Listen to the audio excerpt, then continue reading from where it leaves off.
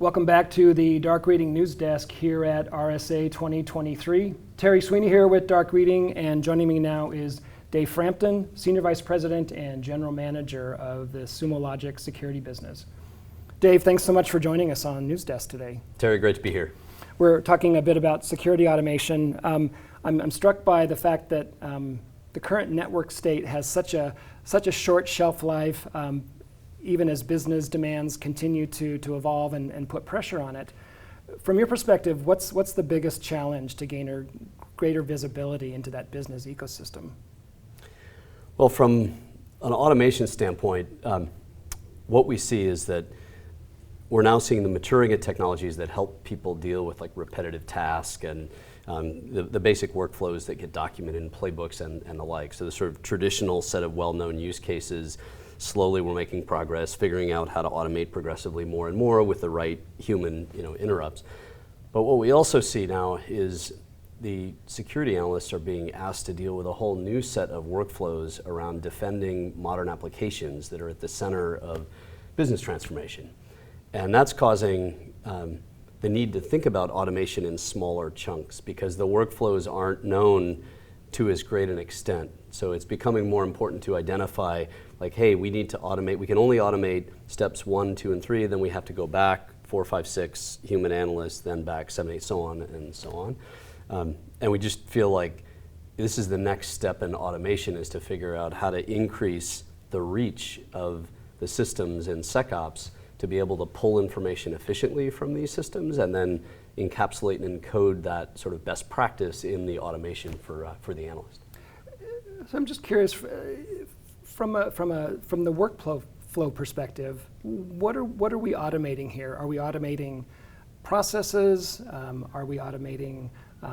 Is it prioritization? Is it filtering of some sort? Can you address that? It's an all of the above. So definitely the efficient, collecting of relevant contextual information. So enrichment, for sure. You mentioned prioritization. A lot of that is done with the automation of risk aggregation and collection around certain entities. So we're prioritizing amongst all the things the analyst can look at. We need to, spend the scarce energy on the top. We're automating the workflow of documenting what you discover in an investigation about a threat, and then even to the remediation, like what you might want to do to efficiently and quickly at scale, shore up an area of the defense that might have been compromised. As often happens in conversations about automation and security, what I believe to be a false binary starts to emerge is that you have automation or you have people, like you don't have both, which is not true, of course. But how do you address the need to give time back to the security analysts and the engineers, especially for those tasks that still do require human involvement in some level? It's a great point. It's life is in the middle, as you point out. I mean, most of these aren't all human out of the loop or just all kind of manual select through. Checkpointing and then figuring out how to insert at the right point in the workflow when you need that kind of human value add or intervention is, I think that's where most of the current kind of product optimization is. And when do I need a simple, do you agree, yes, no, you want to continue, like maybe you need an approval? Or when do you need a stop, let's be thoughtful, you may want to check these 4 or 5 things and then come back once you've figured that out and then continue with the next step, which might be automatable once you discover which of those 4 things is the right one type of thing. So that's, as you point out, the truth is just in the middle for these analysts. And what we at Sumo have done is built a lot of that automation technology by fully integrating a native SOAR into our SIM. So that gives you, with no additional cost, a much easier consumable way within the workflow of the SIM to get really the power of that orchestration and automation, because a lot of the barrier has been cost and complexity around that kind of orchestration and automation tooling, and so we've sort of, mindful of that, tried to build this in a way that's much simpler, easier to consume for the security analyst whose time in the end we're trying to save. So to go back to our earlier example, with automation, I'm not just turning it all over to the machines. There's still human intervention. If an analyst wants to pop one of those workflows up to the top of the queue, that's still part of the equation here.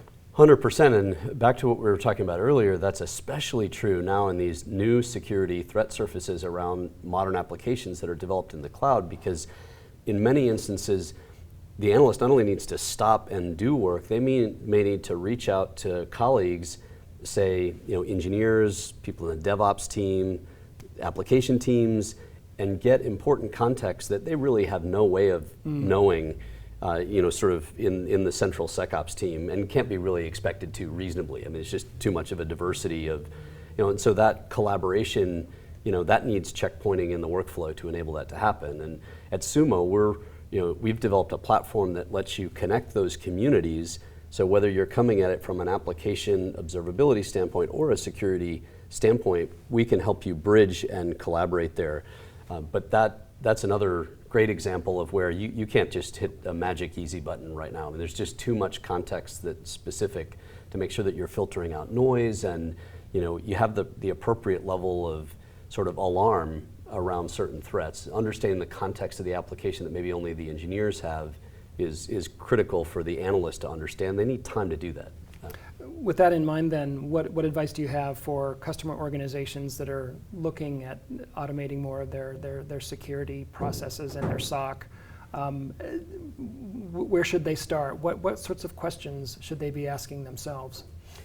I think it's sort of a crawl, walk, run. It's, the crawl is, look, the manual fetching of information and bringing it to the attention of the analyst. So making sure that you have the integrations set up to as many systems as possible to let you do simple, basic integration, enrichment, bringing the information together in one place for the analyst. I think that's the crawl.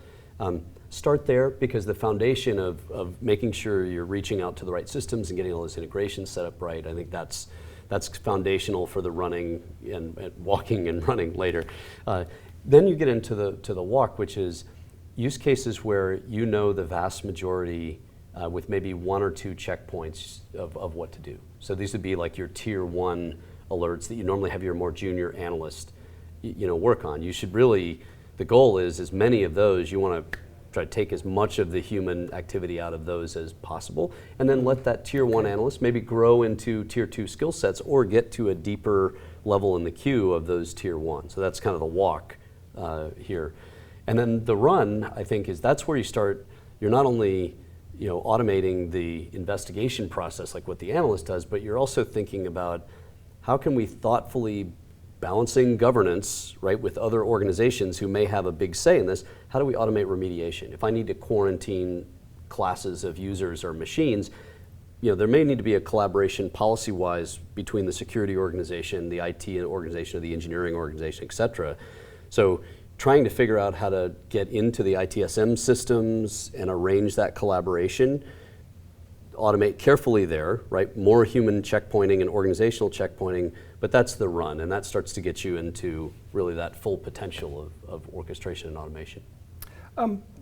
Shifting gears slightly, talk about some of the daunting challenges that you see ahead for CISOs. What's on the horizon that you can imagine is going to be top of mind and concerning for them? I think a big challenge that we hear from our CISOs is this challenge of the new threat surface that is generated by the business building these native applications in the cloud that are essentially running the business, right? Sure. They are providing that service and monetizing.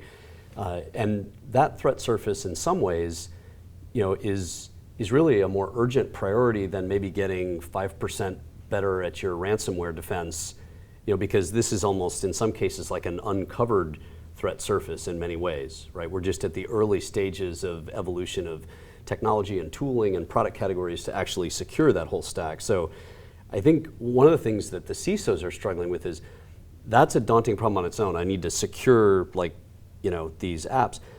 But then I realize that the CISO is sitting at the center of the entire enterprise, and there may be many of these app development Sure.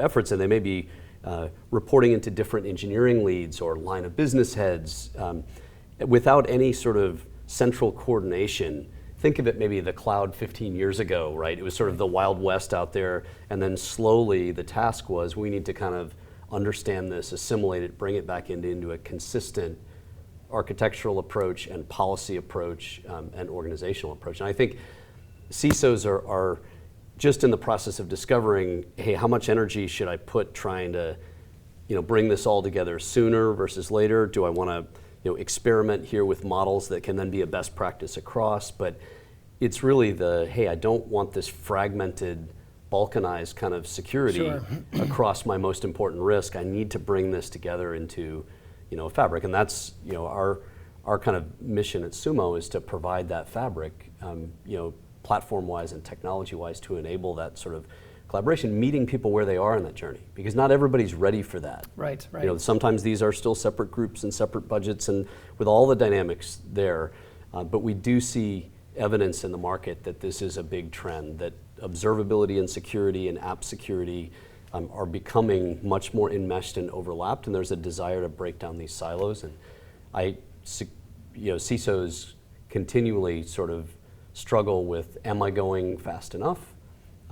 Maybe I'm going too fast. I don't say that too often, but I think that's a big top of mind concern for CISOs. All right. Well, the crawl, walk, run template is a good one, since not every organization's in the same starting place, right? So, thanks for jumping by the news desk today. Appreciate your perspective on this. Terry, it's great to be here. Thank you. We've been talking with Dave Frampton at Sumo Logic Security Business about automation. This has been Terry Sweeney for Dark Reading. Thanks for joining us for this news desk segment. We'll see you next time.